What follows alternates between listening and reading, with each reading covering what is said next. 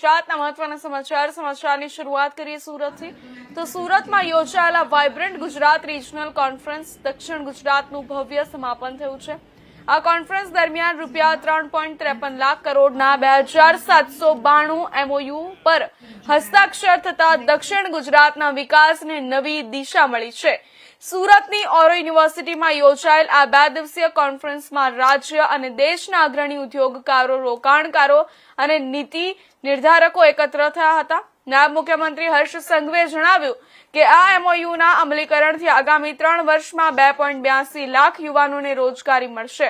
તેમણે વધુમાં જણાવ્યું કે રાજ્ય સરકાર હવે ઉદ્યોગકારોની સમસ્યાઓ સ્થળ પર જ ઉકેલવા માટે ઓપન ડોર મીટિંગ શરૂ કરશે, જેમાં અધિકારીઓ સીધો સંવાદ કરશે.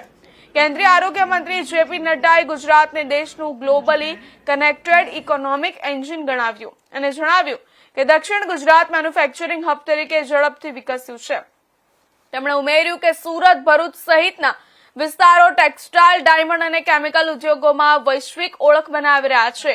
નાયબ મુખ્યમંત્રી આદિજાતિ વિસ્તારોમાં નોન પોલ્યુટિંગ ઇન્ડસ્ટ્રીઝ અને ગાર્મેન્ટ સેક્ટરને પ્રોત્સાહન આપવાની વાત કરતા કહ્યું કે આગામી 2 વર્ષમાં 25,000થી વધુ મહિલાઓને ઘર આંગણે રોજગારી મળશે. કોન્ફરન્સ દરમિયાન શ્રેષ્ઠ MSME અને MSE એવોર્ડ્સ એનાયત કરવામાં આવ્યા હતા અને હસ્તકલા કારીગરને પણ સન્માનિત કરવામાં આવ્યા હતા.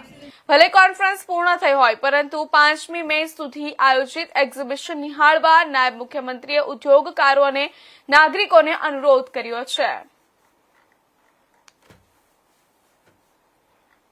Patel sir, honourable minister Shri Kunvarjibhai Bavaliya, honourable minister Shri Nareshbhai Patel, honourable minister. સમાચાર